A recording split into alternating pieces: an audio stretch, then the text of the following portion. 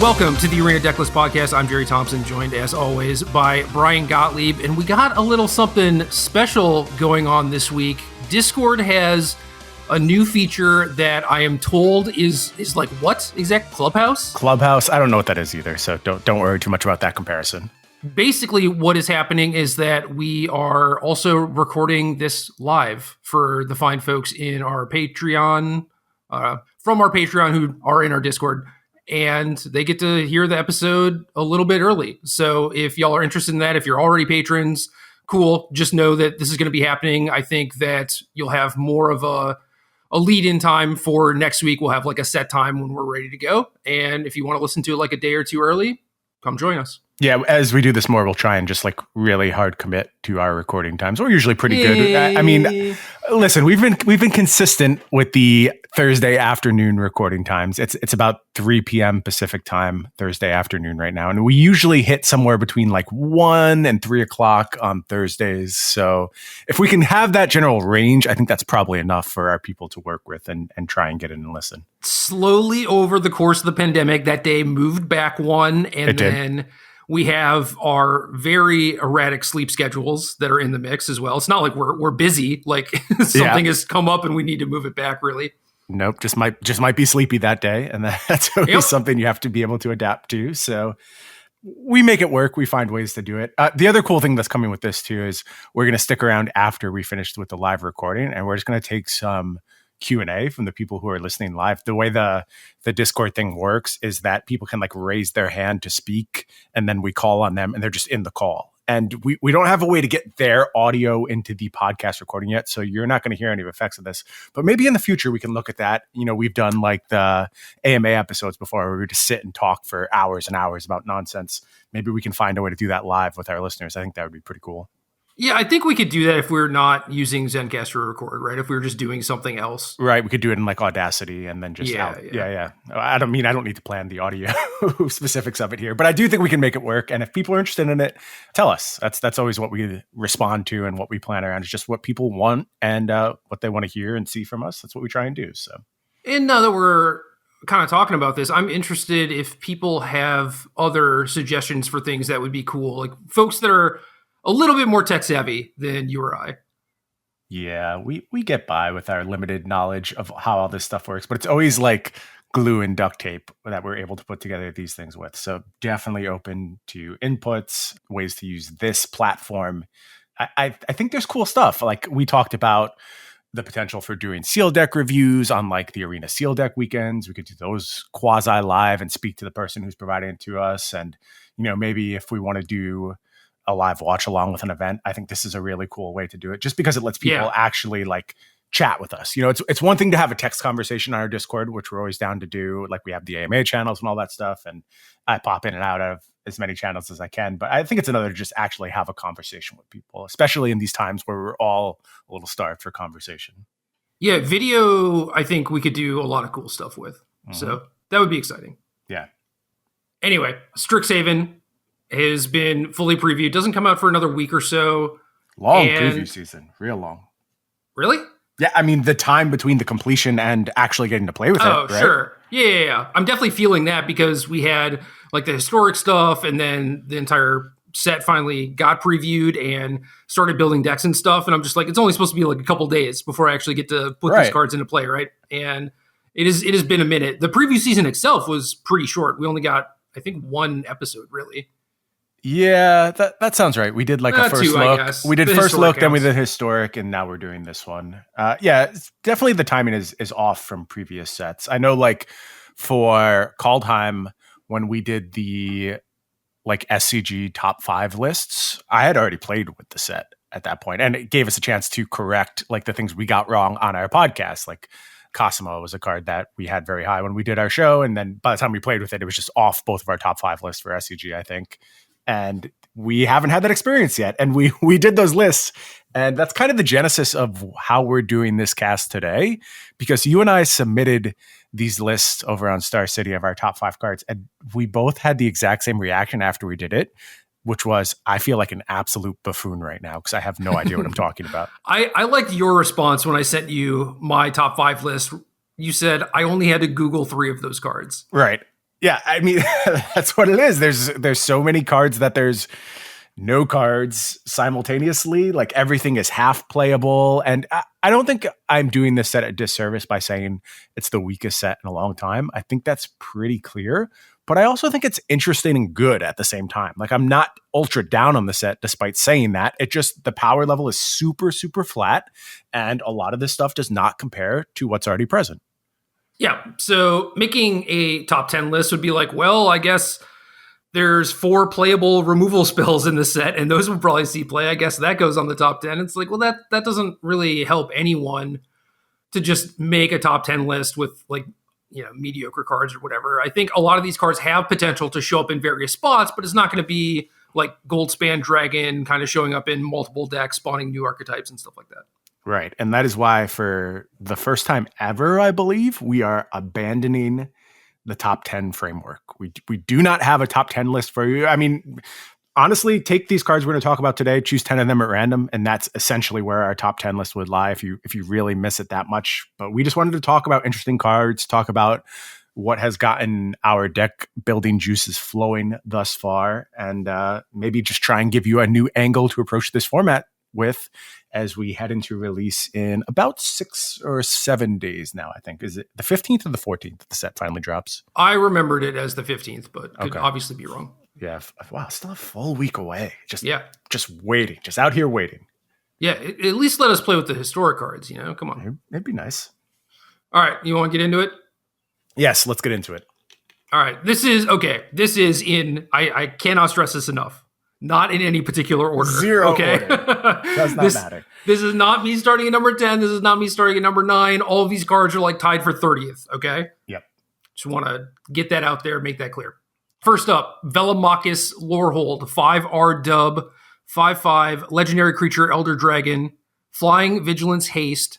Whenever this attacks, look at the top 7 cards of your library. You may cast an instant or sorcery spell with mana value less than or equal to this thing's power from among them without paying its mana cost. Put the rest on the bottom of your library in random order. So I like this potentially with Time Warp in Historic. I think that is very clearly a powerful thing to do. Michael Majors wrote an article on Star City that was using this alongside Elspeth's Son's Nemesis and the Royal Scions to give it 2 extra powers so that it could hit Alrund's Epiphany and then was, transmogrifying into it or whatever. So those are things that are very clearly powerful that you could do with it, but as just like a random value monster, I think that this is also fine. Like you get in a hit for 5, presumably it's there on defense, you get a little bit of value. I don't think that is necessarily where standard is, but this card is powerful. Yeah, so this was my number 1 card that I submitted to Star City. And as I wrote my explanation, I also said it would not surprise me if this saw 0 play, which is a weird place to put your number 1 card. But I think you did a good job summing it up in terms of just like, what does this do? How does this change the game of Magic? It is a very, very powerful reanimation / transmogrification target that also is castable. And that matters a lot. Like having a B plan of just making your stupid thing enter the battlefield the fair way, and that being good enough can often carry you. Dragon Lord Atarka comes to mind, doing a lot of the same tricks where like you could cheat it, but like it was just a good card. You're pretty happy to play it a lot of the time. And this feels similar with its immediate impact on the battlefield, but I think you need to have a lot of specific pieces around this card. Major's idea of pumping it is a little cute, I think. Like, it's a good usage of the card. I'm not trying to dismiss the idea. I just don't think like that is what is going to make this a super high quality card in Standard. You just need a bunch of good 5-cost stuff to hit. And you mentioned Historic. I've been drafting a lot of decks built around Velomachus Lorehold. I was talking with Mason yesterday. He posted a list and I'm like, well, I think you can do this super streamlined. And it seems very easy to just set up turn 4 reanimation always and have that almost always be lethal. Now it's super linear. It does the same thing every game. It can't really answer good graveyard hate. It doesn't do a lot about disruption, but like in terms of just achieving a goal consistently, Velomachus Lorehold in Historic does a very good job of making sure you're able to just take all the turns and win the game if you can attack with this. And that's threatening and scary. And it shows how much of a future this card has as a potential reanimation target. When it comes to Standard, it's got to find some good 5 mana spells to cast. Like I think you need to get max value, or the 4 mana spells just have to be so out of line that you can get by with it. There's some options, but nothing that blows my mind right now.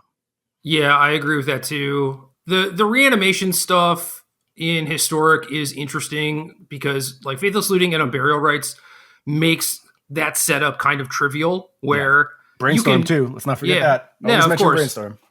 You can fill out the deck with whatever sort of enablers you want to get it to happen consistently. The problem is not drawing Unburial Rites. You could backdoor into Mizzix Mastery, which requires also a lot of setup and, deck space and everything like that. And then, you have the problem of like dealing with graveyard hate, but whatever, you try and build the best machine that you can and then figure out how to solve the problems, I think. So the pieces are there. Someone is going to do something with it.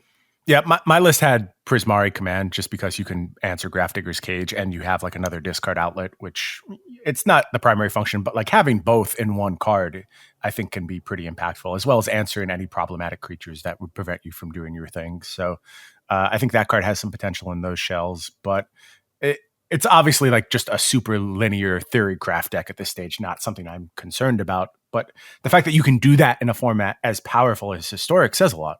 Yep.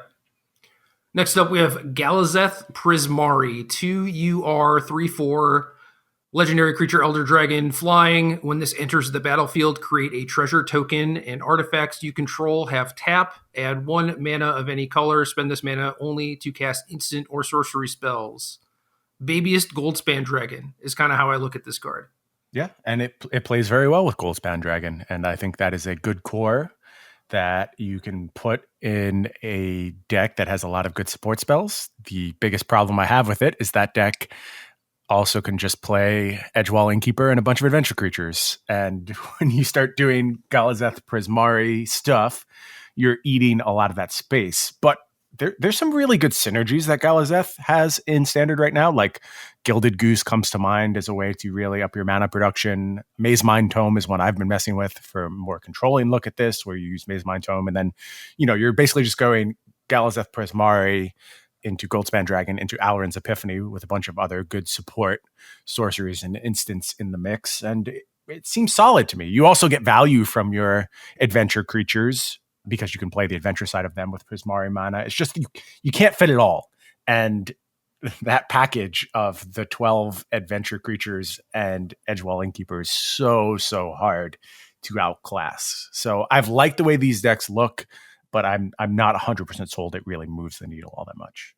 Yeah, it's interesting because you want to play a Galazeth with Goldspan, and then you need things to cast off Galazeth. Obviously, you could just cash in the treasures for whatever, but I think you're getting far more value from being able to like play Galazeth and then have a miscast or a Snakeskin Veil or something like that. And then obviously you have Alrund's Epiphany at the top end. I think that basically any deck can play that card fairly reasonably. But yeah, you look at the adventure stuff where it's like Galazeth and Goldspan, okay, we could build, is it? Right? But then is there a point to doing that without the green? And I don't think that there really is. And then, like you said, you just don't have room for all this stuff. And would Galazeth actually help that deck, help its matchups? Does the mana actually help all that much as far as like, ooh, you get to play Galazeth and then Adventure or Lovestruck Beast or whatever? It's like, well, you probably already did that already, Right. So yeah, I think you really need to snowball off the mana. And so the deck I posted did a lot, again, with Maze Mind Tome, and Eureka Moment was the other card I was using to just try and get like this huge, basically mana engine going and a way to churn through your deck pretty quickly. But again, Adventures does that for free. Like you don't need the mana invested to do it there. So yeah, it's a lot. It's a lot to overcome. Just like Velomachus, and pretty similarly to a lot of the cards on this list, it's like this is a strong Magic card, right? Yep. Where the hell does it go? Maybe nowhere. Who knows? Possibly. Beledros Witherbloom, 5 BG, 4/4, legendary creature, Elder Dragon, flying. At the beginning of each upkeep, create a 1/1 black and green pest creature token with when this creature dies, you gain 1 life, pay 10 life, untap all lands you control, activate only once each turn. Bryan, if it's free, it's you. This is not quite free. 10 life is a lot. Like, it's a big investment. It's so funny that, I mean, the obvious thing to do is compare this card to Wilderness Reclamation, where we didn't pay 10 life to untap all the lands we control. And there's other pieces to this card. You get a okay body and a bunch of pest creatures. This is a lot, though. This is a big investment, and I think you can get more for 7 mana. I don't see a huge reason to be doing this stuff right now. Well, how about you? Anything excite you about this card? Again, card is strong, right? Looking at 7 mana Golgari type stuff, it's just like, why are you not just playing Ultimatum? Mm-hmm. And you can look at this like you get to play pre-Ultimatum and get an extra thing, but it's like, do you actually need that, really? And I think the answer is no. But I don't know. Maybe once Ultimatum is gone or whatever, like this will be a good top end. You can use the untap to do a lot of stuff. Mostly just like try and protect this thing, I think, if you need to. And like you are in green and black, this thing makes pests, which gain you some incidental amount of life. I don't think it's that outlandish to think that you're going to have 10 life to pay when you play this thing. Maze Mind Tome is like another card that's pretty good at just giving you extra life. So I don't want to look at this like, oh, pay 10 life is, an exorbitant cost. You're never going to get to do this. I do think that you'll get to do it at least once. And that's pretty reasonable to me. But again, I just have no idea where this goes. Yeah, sizing feels a little off to me too. Like 4/4 is so small for that mana investment. And I don't think it really introduces any new vulnerabilities. Like 4 isn't a breakpoint or anything for the format, but it just feels like you should get a little bit more. Like this is obviously a safer version of what this card could be, I think. And I think you could say that about a lot of these cards. Like there's a lot of safety valves in place here. I think the more comes from the untap, if you're able to do that. Yeah.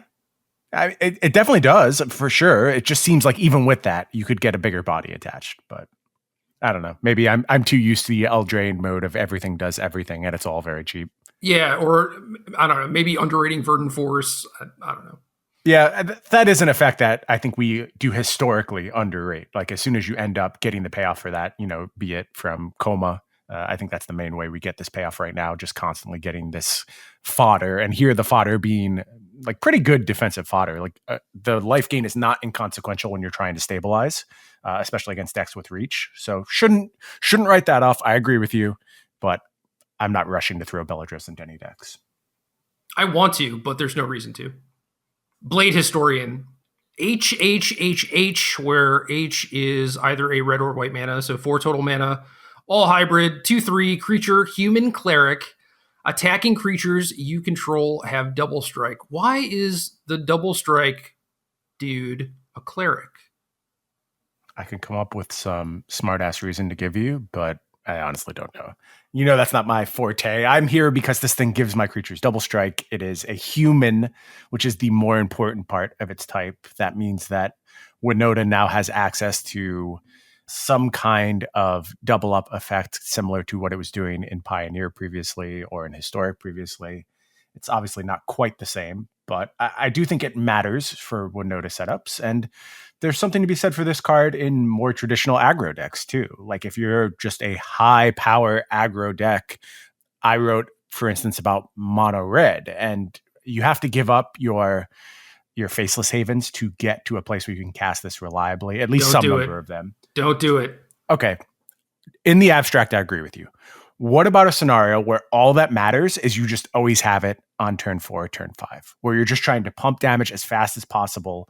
I think you can make a good case that Blade Historian is the best possible way to do that. Like where you're just straight up racing, no interaction, doing Annex into Blade Historian is about as much damage output as you can ask from your deck, alongside, some Rimrock Knight and a reasonable 1-drop. You have won the game. And obviously there's a lot of spots where you do that already with Embercleave, but this is just kind of streamlining your deck as much as possible, making it as lean as possible, and just popping off. The other thing I like about Blade Historian too is that the white side of this combines super well with Heliod, which is a card that has not made it into standard for the most part. But when it's real easy to get devotion from one card and you're just immediately getting essentially a 10/10 on the turn you play Blade Historian, I'm pretty excited about that. I think it is fine in white decks, especially if you're going like a little bit bigger with Heliod. Obviously, those decks really want Faceless Haven too, but in red you have Torbrand for like a pretty, clear comparison where Torbrand plus Faceless Haven almost certainly wins out, right? I think in most scenarios, yes. In Winota, I think this card is awesome because we needed a big human to get, or like a powerful human, I guess. I assumed it was always going to be like a 6-mana card or something, right, but this one is just castable. There's like the Lord from Kaldheim, there's Kenrith, there's Haktos, like all these random things where if you just draw them, they're pretty bad. But if you draw this, it's completely fine. And yeah, like you said, this is just like a double up effect, like Angrass Marauders, effectively. This is very exciting for that deck. Yeah, this is one, I would say this is higher on my range of confidence that this card can actually see some play and do something to the metagame. This was also in my top 5 list that I submitted, and I think this was maybe one of the safer inclusions outside of removal spells, which are the safest ones. But this could definitely impact some archetypes and create new archetypes. Multiple choice, XU sorcery. If X is 1, scry 1, then draw a card. If X is 2, you may choose a player. They return a creature they control to its owner's hand. If X is 3, create a 4/4 blue and red elemental creature token. If X is 4 or more, do all of the above. I like this card. I want it to be good. This is kind of the story of the set for me. It's just like, is this actually going to do anything? Doesn't move the needle for me. All the modes are cool. I think like you make a very good case that they can all be worth it in the right scenario, which says a lot of a highly modal card that scales up pretty quickly. Like getting your max value out of this at 5 mana, I don't think that's a bad deal. I think it's quite good. And you know, if you just showed me this card as a 5 mana card, I'd be like, yeah, I'll try and make a home for this. Maybe I can make it work. So getting the modality is a big deal, but I don't want to keep repeating the same things in the context of what this format is and is about. I don't think this matters. Sedgemoor Witch, 2B, 3/2, creature, human, warlock, menace, ward, pay 3 life, and magecraft. Whenever you cast or copy an instant or sorcery spell, create a 1/1 black and green pest creature token with when this creature dies, you gain 1 life. I sense you're getting tired of the amount of words on these cards. I long for the day when both like dice triggers are just keyworded as death rattle or whatever, and when you say instead of create a 1/1 black and green pest creature token with blah blah blah, you can just say make a pest. Yep. Yeah, there's a lot of words on a lot of these cards, and I get the fatigue. This one though feels solid to me, and I like Ward. I think Ward is a really cool adaptation of the hexproof mechanic, particularly on this card, which does a lot of different things. It's really cool. It seems like you're going to get a lot of value out of this card in most scenarios. 3/2 Menace is nice against a lot of decks. Getting the 3 damage quasi-guaranteed, quite good. I like that as well. A little bit of extra value on your instants and sorceries. Never gonna be disappointed with that. But I think you know what I'm about to say. I don't know where I'm supposed to do any of this. And at least this is just like I can beat down with black and feel pretty good about it. But there's not a lot of support for doing that in general. Yes. Agree on all counts. This is just another one of those cards. And Magecraft kind of does that to the set, right? Where you have this thing that is a creature and wants you to do things with pests, or at least helps you if you do things with pests, but also wants you to play a bunch of spells. A lot of the pest payoffs are also creatures. Obviously, this goes well with adventures, but when I think of like a Golgari Adventures deck, I don't really see this card anywhere near it. To kind of top it off, it has Bone Crusher Giant Issues, which is, you know, like we talked about with Archmage Emeritus in the cast 2 weeks ago. It's like, that's not a deal breaker alone, but it's just like yet another strike against a thing like this. Yeah, it makes it much harder to pull that value out of it, for sure. You have to kind of set up around it. And I think this is a card that wants to just do its thing and not ask for a lot of setup. You just want to be able to play it, get some beats in, and be a little linear in your game plan, unlike something like Archmage, where you do have flexibility as to when you play it, how much value you get out of it. So the flaw is more damning here, for sure. Yeah, I think, you know, a lot of people look at this like a young Pyromancer type of thing, and I like what you're insinuating, where you just play this in a black beatdown deck and trigger it a couple times, and that helps you go wide a little bit because, you know, Menace is fine, Ward is fine. If you get some extra tokens, cool. But even then, it's just like, is that worth 3 mana compared to what we normally get out of that deal? And I'm not sure that's true. Agreed. Callous Bloodmage, 2B, 2/1, creature, vampire, warlock. When this enters the battlefield, choose one. Create a pest. That's all I'm going to say. Okay, I'll give you that. I'll give you that shortcut for the rest of the cast. You draw a card and lose 1 life. Exile target player's graveyard. I'm actually shocked that people like this card as much as they do. Me too. I had no idea what you were coming in with. I was ready for anything. I am also shocked. Like, don't get me wrong, 2011, 2010, I'd be all about this card. Like, Phyrexian Rager with some more modes. Exactly. Yeah, this card is not good. And if you just want to leave it at that, I'm fine with it. The flexibility does not make up for the fact that you're way overpaying in contrast with current Magic standards. Graveyard hate, cool. Exile your own graveyard against rogues. Okay, I'd rather have escape stuff, but whatever. Blink this. Maybe, I don't know, 3 mana, it's still not great. And then to go wide aspect is not very good. I don't know. This was showing up on people's top 5 lists, and I was confused. I know. I was very surprised. This does a lot of things very poorly. Expressive Iteration. You are sorcery. Look at the top 3 cards of your library. Put 1 into your hand, 1 on the bottom, and exile 1 of them. You may play the exiled card this turn. I assume this is a card that you had to Google. No. I was aware of this card. I may have forgotten the name and actually Googled it, though, when you sent it to me. But I have had this on my radar for a little while. It's a good, solid draw, too. I mean, you had it as your number 1 card. So why don't I let you give your spiel on this? Is it you really believe in this card, or is it a number 1 by default? So I do believe in it, but like in a normal set, I would be like slam dunk number 1, right? But it is by default kind of in this set. But I do believe in it. I will say, though, that when I have been building decks for the last week, I think up until last night when I finished my article that had a lot of copies of these cards for Expressive Iteration and Emergent Sequence, I could never remember the name, so I was just putting like UR and 1G instead of the names. So, yeah, if you remember the card but had to Google it because of the name, I totally get that. Yeah, Emergent Sequence is another one where I always forget what we're talking about, and I just call it Rampant Growth. But we'll get to that in a bit. We will get to that. This card is nice. So when Of One Mind was previewed, I was like, okay, this has the potential to be super good. And I am surprised that people actually started putting it in their decks. Like, I think it first started showing up in Legacy with Delver and Young Pyromancer and stuff like that. And that made me super happy because obviously 1 mana, draw 2 cards, quite good, quite strong. And then for standard, I kept trying to make it work with like Joel Rail and Edgewell Innkeeper and stuff, but there were always like better things to do, more powerful things to do. You had Clover and Escape the Wilds. You didn't really run out of cards. You didn't really need like this small ball card draw thing. And then all the cards got banned. Rogue starts seeing play. It ends up becoming like this weird half mill, half beatdown Lurrus deck where like half of your creatures are humans, half aren't. People start putting Of One Mind in their decks and made me super happy. The card is very good. If you've played Rogues at all, especially without the card, you understand the difference of like trying to have velocity and make your land drop, spend your mana every turn, trying to get to into the story, but not be completely reliant on into the story. And Of One Mind just like solves all of those problems.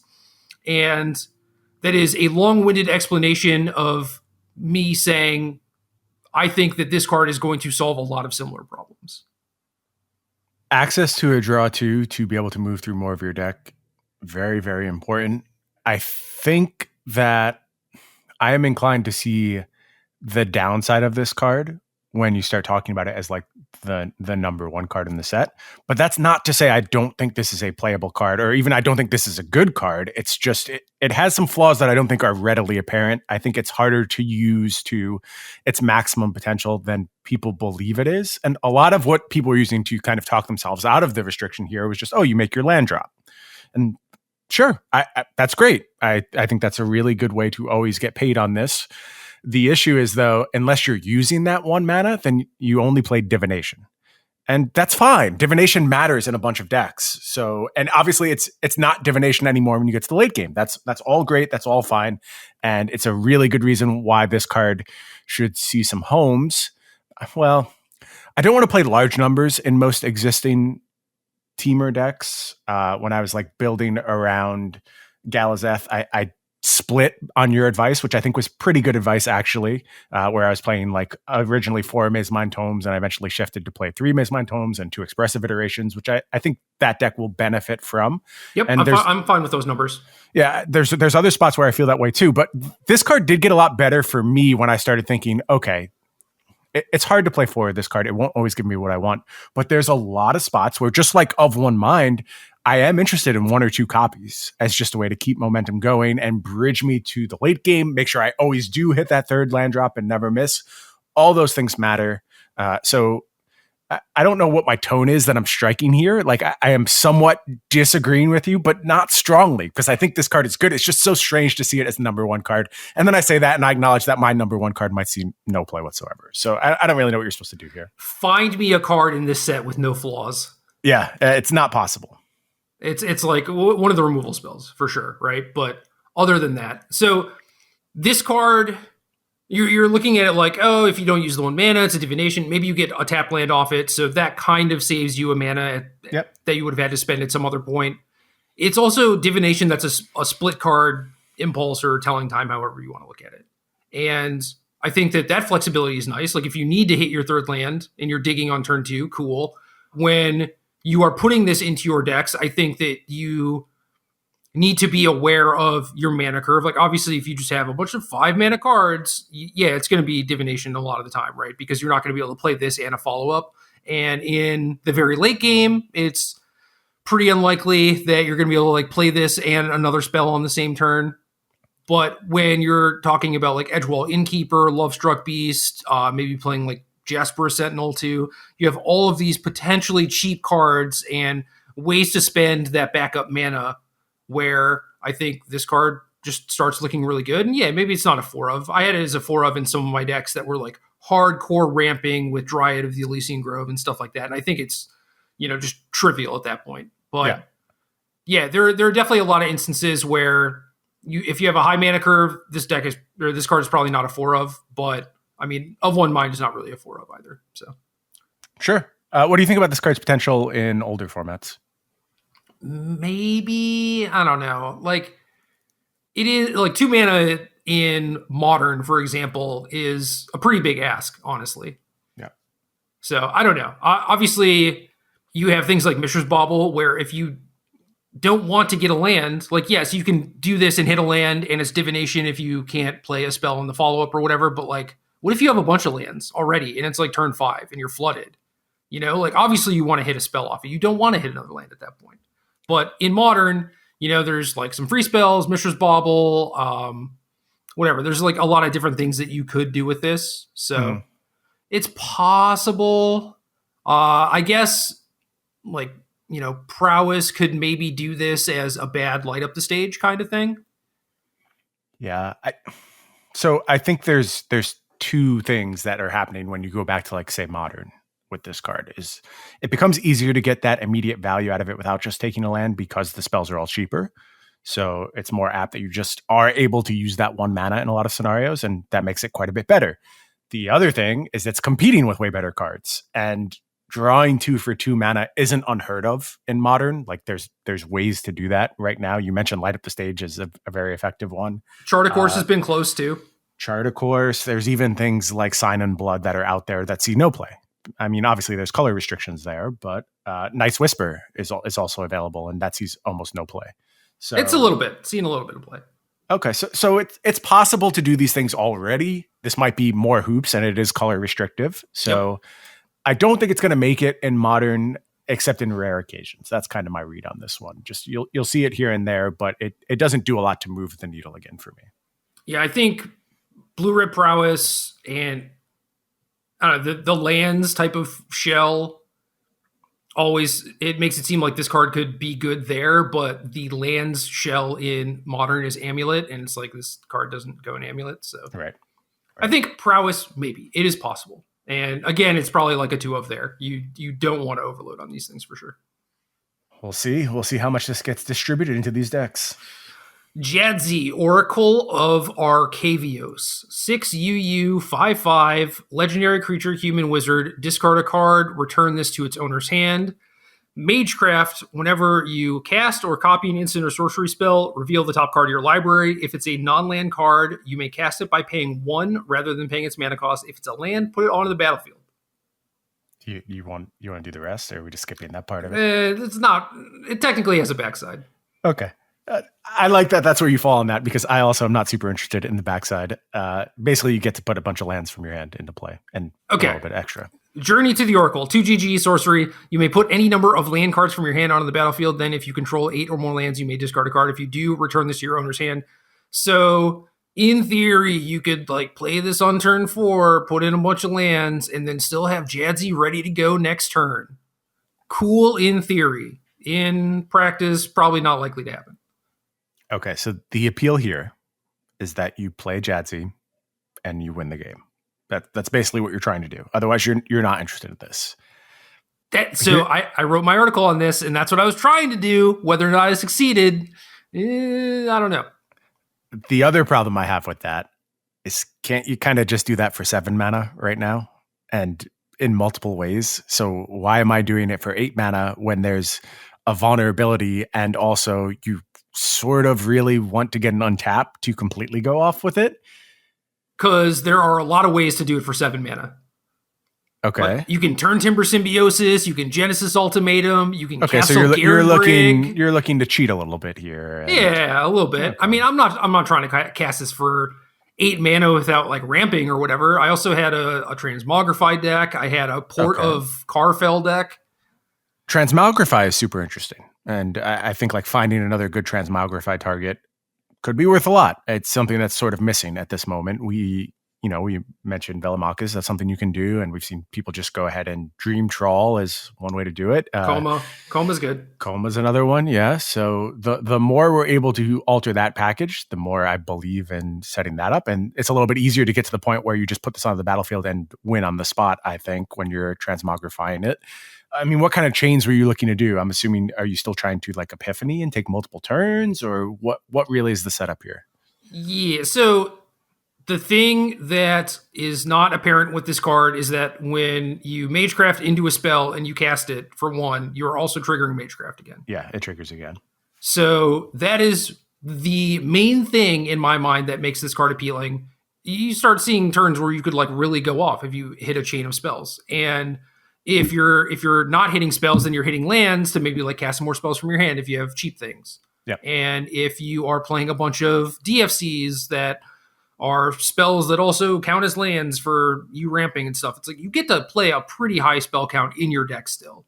So I think that is not that wild to think that you could have some really big turns with this card, and Alrund's Epiphany is at the center of all of them, right? Where it's like you might go off and do a bunch of stuff on the first turn you get to untap with this, but you're not really locking it up. But I assume that if you own Alrund's Epiphany, you're going to be able to win the game on the turn after. Yeah, I think that's a good assumption. Again, I think there's a lot of decks that can say that, and you can Emergent Ultimatum and do it that way, and you can Genesis Ultimatum and do some stuff that way. So for the fact that this is blue too, I think you have to consider that, when you're trying to play an 8 mana spell and you're going to run into some mystical disputes. That's a little scary. Yep. But I agree with you in terms of like output on this card is just ridiculous. Like what it does when it enters the battlefield can be quite silly. I think I would have had to get a little bit more from the backside before I was pushed to build around it. And the backside was interesting to me because like it sort of makes me think of Nahiri's lithomancy setups where I was just playing like ludicrous land counts. I tried to get lithomancy in one of my decks so hard. Yeah, you can kind of do it here, sort of, but it's just asking for a lot to go right. And I know the problem with those decks is they need too many things to go right. And I think this is asking for the exact same things where you're just getting to this late state and trying to do something that you probably could have done a turn earlier with a slightly diminished efficiency. But the fact that you're doing it a turn earlier and can like not build your entire deck around it is a huge plus. Yeah, the deck I had that was trying to actually cast the backside potentially was like 34 lands or something. Mm-hmm. Granted, a lot of those were DFCs, so you'd have to like play your DFCs out first and then cast this card. Right. Yeah, it doesn't work that way, unfortunately. But there's a lot of redundancy with Dryad and Azusa and things like that. And then It was like, okay, I'll play Dryad Azusa or this card, make a bunch of land drops. It's unlikely that everything works out where it's like you have 8 lands, you have a card to discard, you can replay Jadzi and still have like a Magecraft trigger and hope to go off from there. I was like, I don't think that will necessarily work all the time. So you need some way to gas up. And I think Ox of Agonis is the best one to do it because you're constantly emptying your hand, which kind of sucks because you're not really putting cards in your graveyard a lot of the time. But things like Emergent Sequence, which I guess we should have talked about earlier because we mentioned it a few times, but it's a card that like puts a card in your graveyard and makes a land. The land is probably going to die because it's just a 1/1. So things like that and Expressive Iteration are giving you multiple pieces of cardboard to actually work with. So maybe you can get more cards in your graveyard that way. But yeah, it seems kind of like a tall order. I'm looking forward to puzzling it out. And that's the thing about all these cards. They're so interesting and they are fun to build around and like try and get them to work. Whereas usually I'm the optimist and being like, oh, I figured this out. I'm going to make this interesting this time. But they just don't push hard enough to make me into an optimist. They've instead left me a pessimist for this set. Yeah, normally I'm fairly optimistic with a lot of these cards and there's a lot of them. And in this one, it's like everything's just like a touch on the weak side or like doesn't have quite enough of a splashy appeal or something where it's like I actively want to try and do this thing. Yeah. Or I feel like I'm going to get paid off if I do this thing. Jadzi is close enough where it's like, oh yeah, clearly you're going to be taking a lot of game actions and a lot of weird stuff is going to happen and that's going to be fun. But it also has the problem of, Mystical Dispute and all the other 7 and 8 mana cards also being game winners. So I'm still just like, what am I supposed to want to do with this set? Hopefully we figure it out. Mila, Crafty Companion, 1 dub, 2/3. Legendary creature Fox. Whenever an opponent attacks one or more planeswalkers you control, put a loyalty counter on each planeswalker you control. Whenever a permanent you control becomes the target of a spell or ability an opponent controls, you may draw a card. And this card has a backside that I'll actually read. Luca Wayward Bonder, 4RR, loyalty 5. Planeswalker Luca, +1, you may discard a card. If you do, draw a card. If a creature card was discarded this way, draw 2 cards instead. -2, return target creature card from your graveyard to the battlefield. It gains haste. Exile it at the beginning of your next upkeep. -7, you get an emblem with whenever a creature enters the battlefield under your control, deals damage equal to its power to any target. What are we doing with this card? There's a lot of interesting text here. It all sounds okay-ish. Like every single bit of text on this card sounds okay. So exactly okay. That's D's. Do the kids still say D's? Probably not. I think so. Yeah, I think the kids are still saying that. I haven't heard Andrew Brown say it in a long time. That's how you identify what the kids are saying? No, that's just a separate anecdote. Oh, okay. So yeah, I think you need a better canary in the coal mine than that. Agreed. Mila as a 3-mana 2/3 that's also a Shaper's Sanctuary, I think is okay. It's not great. People tend to trick themselves into playing these effects far more often than they should, and especially this at 3 mana is not great because if your first 2 things got killed and then you play this, well, they might be out of removal spells and you don't have any pressure. So like, what are we doing here? Yeah. And then the top half with the Planeswalker stuff, it's like, okay, that's trinket text. Luca's got like some Reanimator vibes, which is kind of cool, but also not that good. So yeah, it does the thing. It just doesn't do it that well. It's in the Velomachus Lorehold colors, so like getting immediate payoff from that is interesting. Like maybe I'll try and do something with transmogrifying this, but that just doesn't sound good to me. Like your breakpoint for the transmogrify, you have to do it like the Teamer transmogrify decks have done it, right? Where you just have like 3 mana cards and then you have Velomachus at 7 as opposed to Coma. Yeah, but you can't. I mean, you can do that if you have all 3 mana creatures, but if you're playing any sort of token maker, then it's just all out. Yeah. I mean, that's generally what their setup looks like. And they lean on Bone Crusher Giant and the like. And I'm trying to think if we have a 3 mana equivalent. You could do like Redain type stuff where you're still getting a lot of value out of your 3-drop.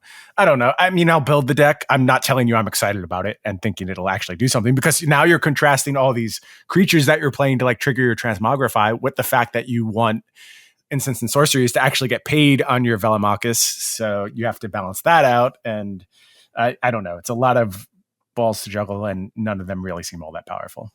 Yes. Tempted by the Oriq. 1 UUU, 4 mana total. Sorcery. For each opponent, gain control of up to one target creature or planeswalker that player controls with mana value 3 or less. I think this is a useful tool. I think you're higher on it than I am. I just see it as a way to, like, there's often matchups that want access to this effect. I think 3 blue in this format is a big ask when you're doing pathway mana bases. It's hard to get to that place, but still, somebody's going to want this. It's going to be an important card, probably in post-sideboard games, which is a lot more than I can say for the vast majority of things in this set. So if it's doing that one job, I'm cool with it. And I think this card is worth highlighting because people do historically undervalue this effect.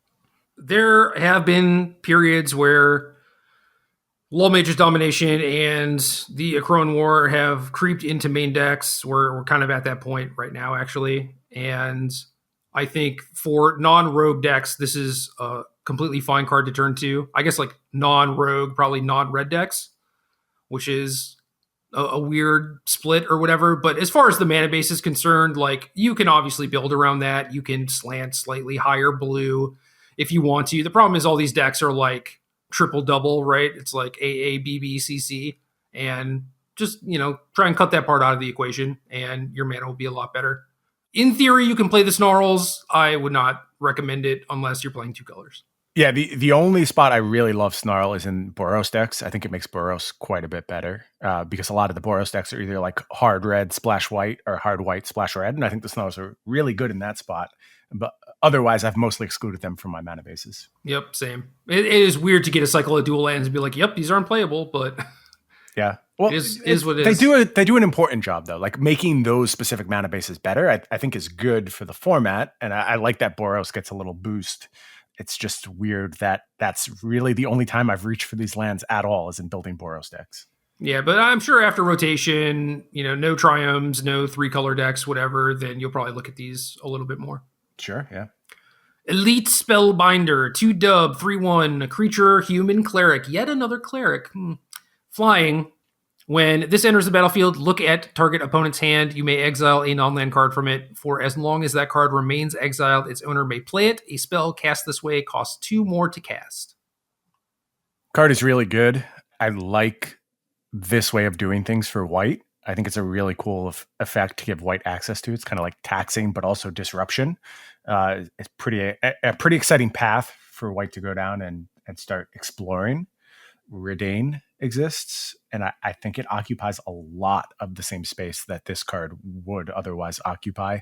Not saying I won't play this card, and a lot of times I think like you can make a good case to play both, and this is probably better than Redain in older formats, which is where I see it having more of an impact. But I'd like this card. I just don't think it's making my main deck most of the time in any white deck I'm building. I think 3 power is good. It not being legendary is good, which might mean that you end up playing a mix of Redain in this, like you mentioned.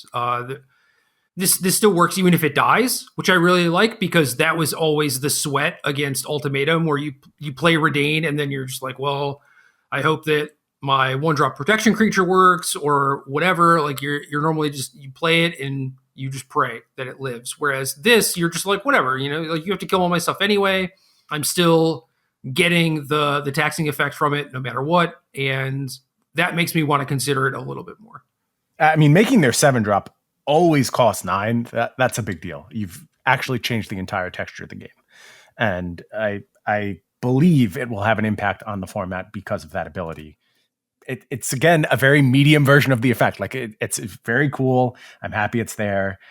It's just, if this was 3 sets ago, you feel like this would have been pushed to the freaking moon. Like it would have cost 3 more to unpack it, or, it would have just been a 3/3 and been very safe from Bone Crusher Giant or something preposterous like that. No, because they wouldn't have wanted you to use this against like Reclamation or Fires or any of that stuff. Sure. Professor of Symbology, 1-dub, 2/1, creature, core cleric. When this enters the battlefield, learn. Do I need to read learn? No, I think everyone knows what's going on with learn at this point. Nice. And, I don't think we're going to be seeing that much of it.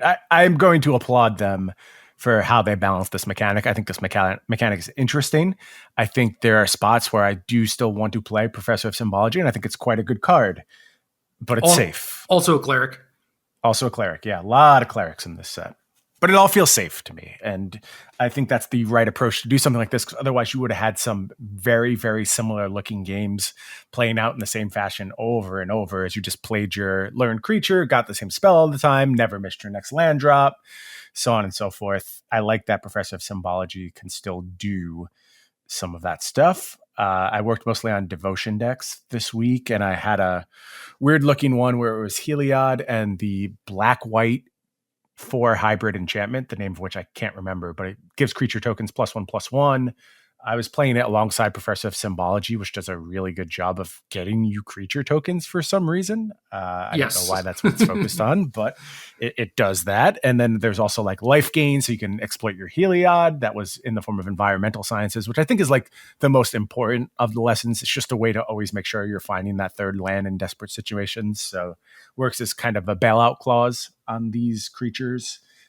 I don't think that's enough to push these into the realm of like widely played format pillars, but it's just enough to make me interested in them, and I'm going to applaud them for taking a reserved approach to what could be a very problematic and oppressive mechanic. It's what they should have done with the companions. Like, you play this type of stuff very safe when you're in the realm of preventing recursive game states and removing variants from the game, a la Once Upon a Time. You have to do it very safely, and this is good evidence to me that they're starting to learn that lesson. Was that a pun?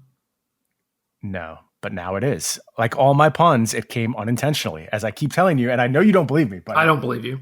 Okay, that's fine. You do this to torment me. So this was one of the first cards previewed, and then some of the lessons got previewed, and it's like, oh, okay, you get like an actual piece of cardboard from this, from a 2-mana 2/1. Like, that is really strong and really powerful.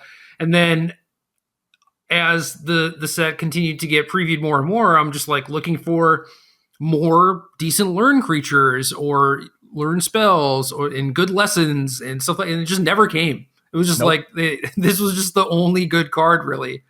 So to that end, yes, I agree with you. They played it really safe, but when I was trying to build decks, I was disappointed, but then eventually I was relieved.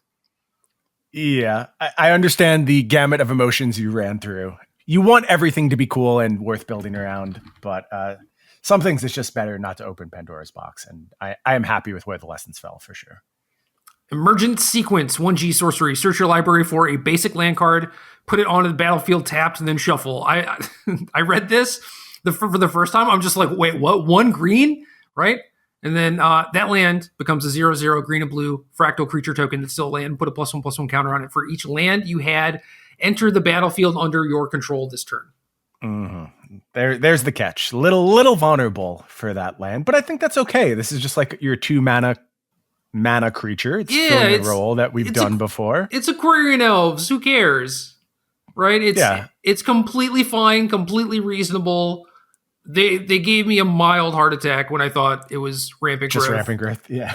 But no, not quite that good. But no, this is like a very clever way to fix that, right? Because it's a mana creature, and that it's a fancy mana creature, but it's like a mana creature that triggers Magecraft. So cool. Yep.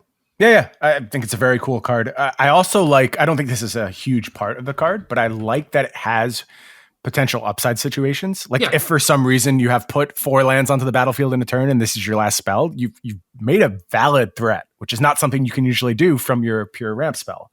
And I don't think that's going to come up a lot, but do I think like Fabled Passage make a 3/3 is going to come up? Sure. And that could be a real difference maker. That blocks Bone Crusher Giant. It doesn't die to Bone Crusher Giant. So that could be quite important in some scenarios. And I think it doesn't make up for the weakness, but it makes the card very interesting as a whole, which I really appreciate when we're looking at this type of effect. Yeah, agreed. I think that certainly in some of the decks that I built where you have Dryad of the Elysian Grove and Fabled Passage, you could see it being like a pretty reasonable card, but it's also kind of awkward where decks like that are not necessarily taking advantage of the additional pressure or whatever, but like, yeah, you get a blocker, so whatever. This could also, I know people are very desperate for these updates. This could be like your kill card in Nahiri's Lithoforming too. If you just put 20 lands onto the battlefield in the turn, just use this. You make a 20/20, get them next turn. Do you have a way to haste, or are you Kazul's Furying? Well, because he's Wolfsfury. That's fine. Okay. I like it. I mean, it works. Look, I'm not telling anyone to play this deck anymore. That's not where I'm at with it. But people are still very interested in it and ask me about it all the time. And like, I think this probably matters a little bit in that deck. Mavinda, Student's Advocate, 2-dub, 2/3, legendary creature, bird, advisor, flying, 0. Weird templating. You may cast target instant or sorcery card from your graveyard this turn. If that spell doesn't target a creature you control, it costs 8 more to cast this way. If that spell would be put into your graveyard, exile instead. Activate only once each turn. All right, look. I like the condition that they put on this card. I like that it is an option that you could just cast any spell, but it's going to be really hard to get to that point. But how do you think they came to the number 8? Did they just roll a die? I think it was just like you have to make it so exorbitant, but like make it so they can still think about a potential scenario. You know, it's clearly that 8 is not like you're flooded out in limited, but now this card is good because 8 is still you're more than halfway through the game or through your library at that point, right? So it's very unlikely that you actually use that in limited. Some things to consider are like training grounds, where maybe you just need the numbers super high so that this doesn't get busted in older formats, which I get. I've built some training grounds decks in my day, so yeah, I've seen them. Okay, that's a good catch. I don't know if I would have thought of that. Or wait, no, that doesn't even matter because 0 is deactivated, right? Yeah, it just costs 8 more. Oh yeah. Okay, so we got nothing then. That's it. What about cost reductions? Like just general cost reduction? Would that still apply? If you had like road and stuff, yeah. Yeah. There's probably not enough of that to get that to a reasonable place. I wonder if there is a training grounds type of thing for something like this. I guess it is just like medallion effects, but... Yeah. Okay, let's talk about what this card actually does as opposed to worrying about what it's not supposed to be doing. Basically, I think that they wanted you to be able to live the dream, but not make it be a focal point of the card. Okay. Do you think that doesn't happen at 7? I don't know, man. I think it's more... I mean, that's my problem with it. It's like, it feels like all those numbers work. It's more palatable at 7, right? Yeah.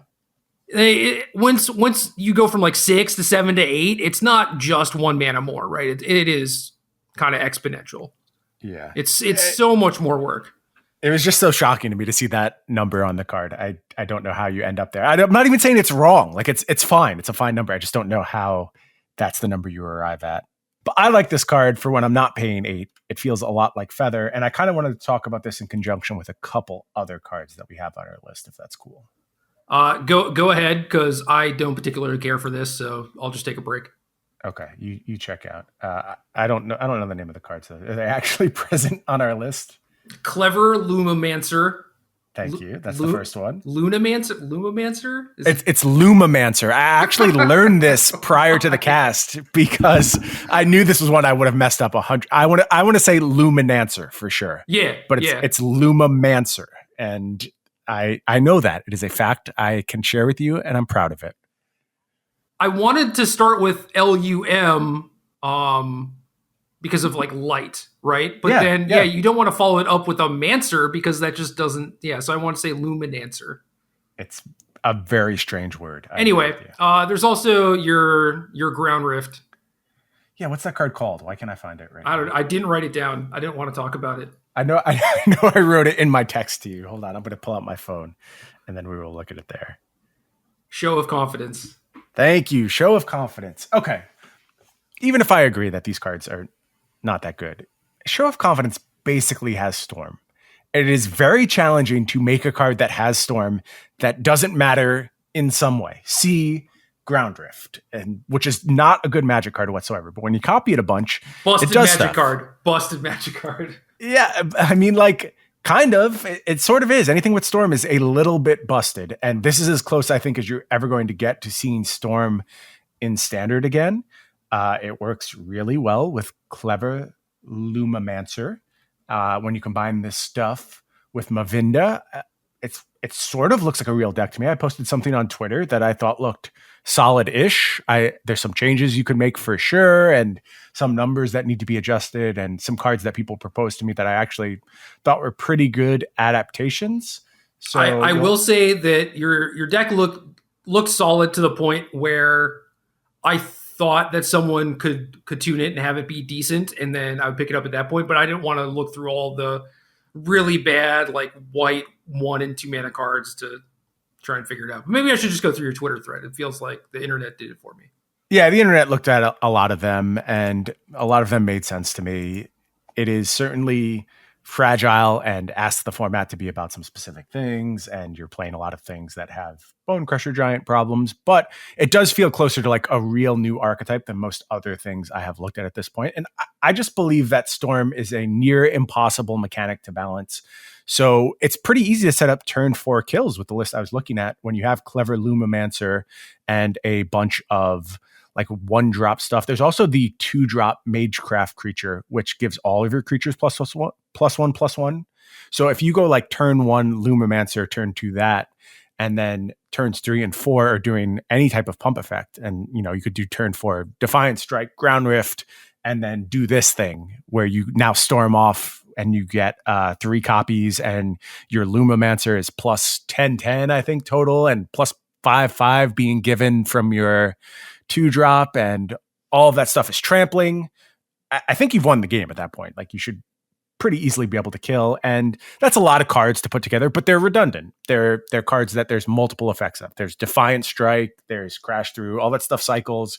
You see more cards, and you get a little bit of backup when you add Mavinda into it, or you could just do like, you only need one of those cards, right? You Ground Rift again, and then cast this Storm effect and are able to go off. So I buy it a little bit.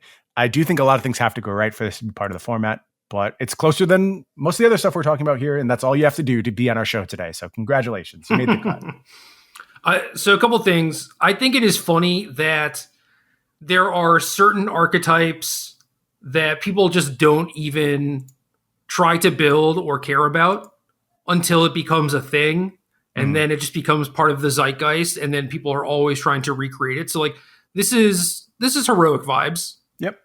For a lot of it, right? And, you know, before heroic was a thing, I don't think people would have been interested in building decks like that. But now they're always just trying to like chase that dragon again, which is funny to me. But yeah, Feather, I guess, is another good example where maybe if heroic didn't come before Feather, people wouldn't have cared about Feather, right? Maybe it's a good possibility. So this deck is interesting because a lot of the cards exist. I don't see like, okay, we have 8 good 1-drops and 8 good 2-drops. It's like you have one great thing at each point on the curve, and then the rest you kind of have to fill in. And that leaves me a little bit skeptical when you have things like Lumomancer. Well done.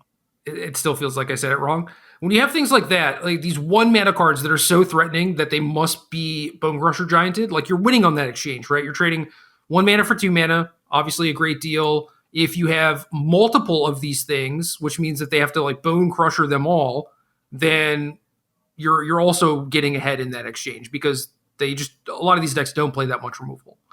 And unfortunately, we don't have as many of these things as I would like, which is kind of the problem.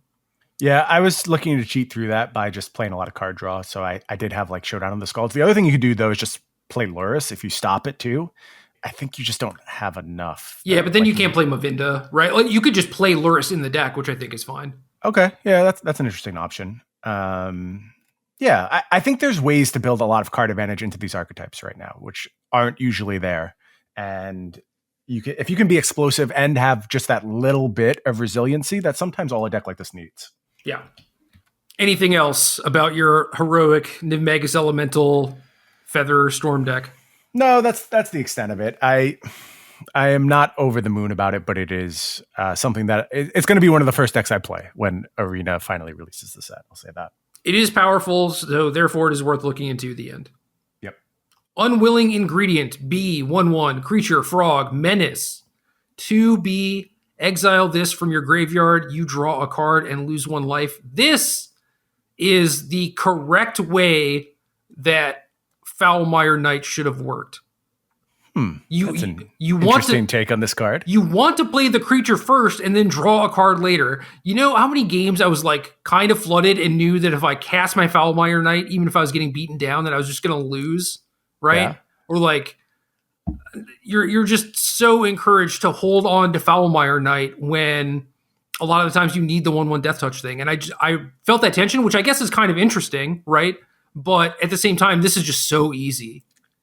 If only this had Death Touch, and then you would be so happily trading it off. Yeah, but if it had Death Touch, like it would just be a generally good card. Instead, this is like, okay, fine, mono black card. Maybe you have ways to pump your creatures. There's Demonic Embrace still, and then this gives you a little bit of staying power going into the mid and late game. This card is awesome. It's unique. It's a very unique card. One that I have seen actual 0 people mention up until this point, which is the reason I wanted to talk about it. I also think if you want to start talking about like broken applications, this is probably good enough for Dredge. Like, don't forget that they lost access to Faithless Looting in Modern. So having something you can get another Dredge trigger from the graveyard with is a big deal. And then if you go all the way back to Legacy, I don't know if anyone actually plays Legacy Dredge anymore, but when you have Lion's Eye Diamond to combine with it, you know what the games are like when you're able to get value from your Lion's Eye Diamond versus the ones you can't. And obviously you want a Faithless Looting, but like extra Faithless Looting in your deck could be a really big deal. So. Well, there's deep analysis already. This is kind of a split card where it's a black creature that you can exile the Icarids. That's cool. Yeah, it also works with Cabal Therapy, which is important. Yeah. In Modern, I will say that this probably would have been important post-looting, pre-Ox of Agonis. Okay. Yeah, that's a fair take. Because now they actually have enough things to do. But yeah, I mean, being able to draw a card out of your graveyard with Dredge was the dream. It is what you wanted. You know, the OG decks played Deep Analysis for that reason. And there was a period where like you didn't have great ways to do that, you know? So yeah. I don't know if this holds up to the things that we have now, but it is good. It's a good card. It does a bunch of stuff. It's a fine role player. If you want sacrifice fodder, if you want to pump this thing, it kind of does it all. There's also the other black 1-drop that's a 1/1 flyer that when it dies, you learn, which is another one of the things where I was just like, oh, you know, maybe there'll be more learn things. It'll be great, but that didn't really pan out. So I like this one a lot more. Yeah, I agree with you. Eureka Moment, 2 GU, instant, draw 2 cards. You may put a land card from your hand onto the battlefield. I think this card's okay. Kind of hate it. Yeah, it'll see play. Like there's big things to ramp to in these colors. Like you're trying to get to Emergent Ultimatum. Is it better than what is it? Why can't I think of the name of the card? I've played it 10 billion times. Multiverse. Something about multiverses. Help me. Behold the multiverse. Thank you. Behold the multiverse. God, I hate being old. Why do I even wake up in the morning? It's just exhausting. It's so hard. Anyway.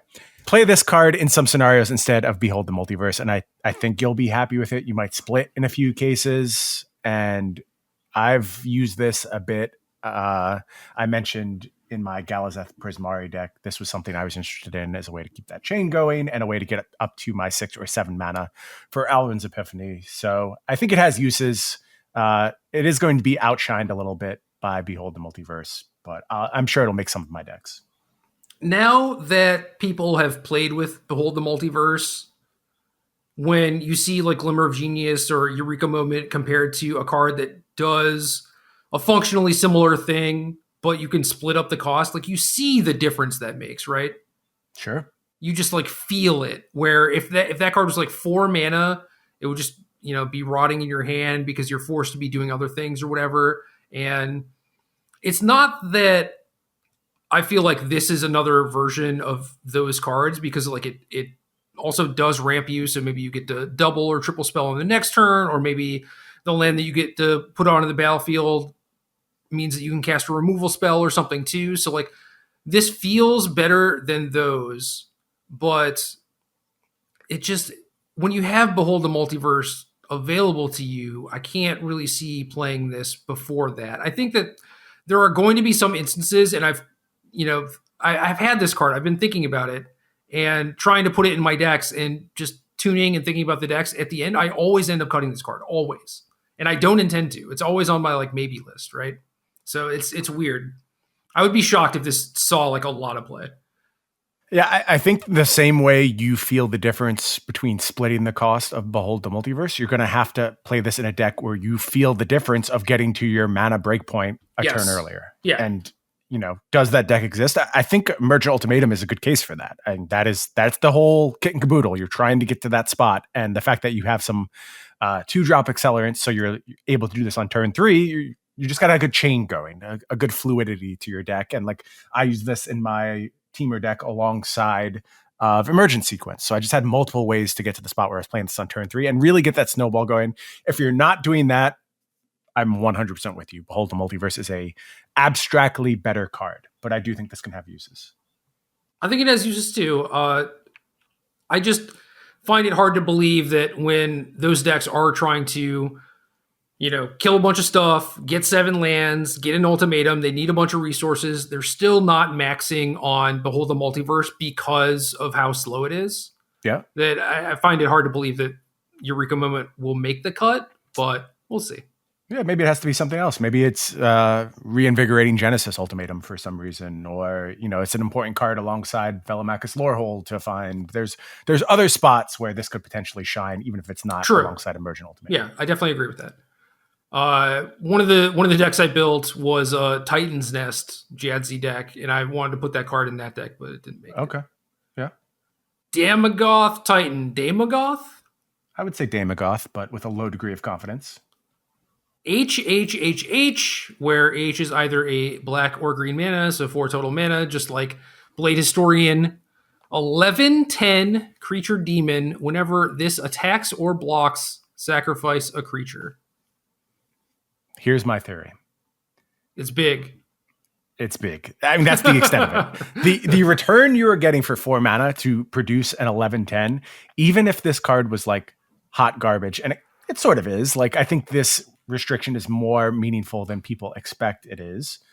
I think there's got to be a spot where you can just get paid on this regardless. And I don't think it just has to be like flinging at your opponent. I think its combination with Grey Merchant means that if you attack with this once, you probably win. And I think you should be able to find that scenario quite often. Obviously, there's ways to like do combo setups where you just play this and fury it and fling it. Maybe that's good enough. I don't know. It seems like that's worse than what we're already doing. That is a tall order with this mana cost, like playing Kazula's Fury in your deck, but it is. Do what you gotta do. Sure. Yeah. So I haven't actually built too many Daemogoth Titan decks yet. I had a mono black devotion list in my article this week, which was focused all on devotion stuff that I thought was interesting. There's good combinations. There's good fodder for this card. I actually appreciate the fact that this can turn Skyclave Shade into a defensive card. That's a really nice subtle conversion where you get to play some defense with your Daemogoth Titan and block because you can cash in your Skyclave Shade reliably. So that's a pretty cool interaction. And there's probably some other ones out there, and you can still put Demonic Embrace on this, have it fly. You can make it trample in a bunch of ways. So I am interested to explore this card. I think it is rare rate return that we're looking at here, and you always have to respect that. Yeah, and you should be able to find something to do with it.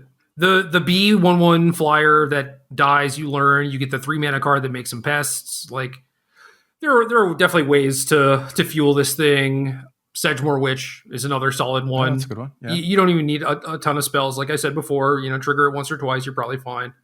All these cards have issues, obviously, but yeah, Titan into Grey Merchant does seem solid to me as long as you have sacrifice fodder.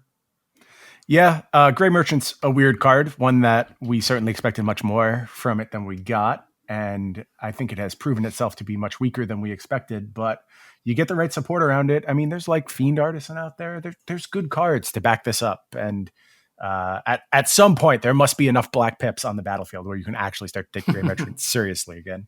Yeah. The Biblioplex. Land, tap, add C. 2, tap, look at the top card of your library. If it's an instant or sorcery card, you may reveal it and put it into your hand. If you don't put the card into your hand, you may put it into your graveyard. Activate only if you have exactly 0 or 7 cards in your hand. This is pretty medium, but you're at a spot, if you're at a spot where you're able to add it at very low cost, you're playing a more either draw go oriented approach or something that just burns through your hand very quickly. We've seen similar things from like Seagate Wreckage and Eldrazi Tron. That's come before. Obviously, that's not going to work here because instant sorcery, you really don't get much benefit. So there's a unique setup you're looking for, I would say. But I think anytime you staple not only card drawing, but a little bit of graveyard filling onto a land, it has potential. Despite the hoops you have to jump through, I would keep this card on my radar. I don't have anything to do with it right now. I'm not excited to put it into decks, but I do think it is a functional Magic card that we should be aware of. It was on my list for Jadzi stuff, just because I was doing a lot of ramping in a lot of my decks, but there were things like Crawling Barrens and even Radiant Fountain that I would have rather played than this card, and it is a lot of hoops to jump through. I don't know. It's like 7 cards in hand. Well, you're probably winning. 0 cards in hand. I guess this will help you, but I don't really know how you get to that point. It's a puzzle to be solved, and I think like we know some precedent for things like Library of Alexandria. I don't want to compare this card to Library because obviously that's a little silly, but having this turn on so early, especially in spots where you just want to go through those first 2 turns and like maybe hit a Wrath effect on turn 4, and that's going to be your first play the majority of games, I think this card becomes pretty interesting. It does work well with Foretell, where if you just go until turn 3, you activate this thing, you hit, you untap, you foretell a card, you're still at 7. You don't have to discard. That's certainly fine. I just don't know how often that situation will come up. Me neither. Last card, Codie, Vociferous Codex, 3 mana, 1/4, legendary artifact creature construct. You can't cast permanent spells. 4 tap, add Wooburg. When you cast your next spell this turn, exile cards from the top of your library until you exile an instant or sorcery card with lesser mana value. Until end of turn, you may cast that card without paying its mana cost. Put each other card exiled this way on the bottom of your library in a random order. All right, first, this card is indisputably adorable. And the fact that the Codex is named Codie, I support that. If people are going to say it's lazy, no, it's not lazy. It's brilliant. And I am here for Codie, Vociferous Codex. Kind of draws a card, kind of cascades you. That sounds powerful to me. Adds a mana, so it ramps a little bit. Maybe color fixes 3. You. Yeah, could fix your colors. 1/4 for 3 can block in some scenarios pretty well. It's not the best blocker, but it can do it. There's restrictions for sure. This being probably the only creature you're going to play in your deck means you're asked to do something pretty specific. You're not using this to ramp to ultimatums or anything, so you need to find a specific range of spells that really benefits from Codie's acceleration and then cascading effect. But I could see myself building a Codie deck. I don't know what it looks like. I don't know what my end goal is, but in terms of just like return on this card, again, I think it is close. It is there. It is worth diligence. This card wouldn't have been on my top 10 list, but I maybe would have given it an honorable mention just because I think it's neat and worth talking about. I was more excited about this card when I read like the name, the mana cost, and started reading the text box, and then I realized it was a creature. I was like, oh, that kind of stinks. But yeah, a little bit more of honorable. I mean, a lot of it depends on what removal spells are being played too, though. I think that's an important part of the equation. Yeah, I mean, if it is immune, then cool, it's immune. But certainly there are more things that just like tag a random creature than tag a random artifact. For sure. This works pretty well with Shark Typhoon, right? You're talking about like not being able to play creatures or whatever, but it's like you can do things that make tokens and stuff. So okay, yeah, that works. It's not that bad. I don't think it's good. This is the same problem, right? 3 mana creature that doesn't actually impact the battlefield on the turn that you cast it. So yep. Yeah, a lot of that going on here, but still props for this card. It's fun. It has me intrigued. If you can do that to me every set, then when we move past this extreme power swell we've experienced with Throne of Eldraine, I think everything will be in a really, really good place. I agree. I wish that this was a set that existed in a timeline where these cards were on par with everything else. Yeah, just rotate Eldraine. We're done with it. And then enough. I think that a lot of these cards, like these creatures that give you value and do these cool things, then that would be a good standard to have, and that would be a set that I would be willing to get excited about. But there's not like a ton of build arounds even in this set, so it is just like a lot of value creatures, which is fine. I'm not mad about it, but doesn't really get the juices flowing, you know? That is the tagline for Strixhaven. Put it on the box. It's fine. I'm not mad about it. No, what? There was something you said like leading up to Codie, I think. I don't know. It was kind of similar to that. Yeah, I have a feeling we hit the same notes repeatedly on this cast. So hopefully people still appreciated this look at Strixhaven. A little bit different from what we usually do with these sets. If nothing else, I hope we got some juices flowing, some decks that you're excited to build. I'll certainly pop some decks over on my Twitter page in the next week or so. Although I'm kind of getting to the end of the things I was super desperate to build, and I might just be waiting for it to actually hit Arena and being able to build in a little bit cleaner interface. Not that I don't love Scryfall. Scryfall always getting me through these preview seasons. But, actually doing it in Arena is still a little bit easier when the time comes. I'm pretty sure I'm hitting Historic first, man. Yeah, there's a lot drawing me in that direction. I understand why you feel that way. Game.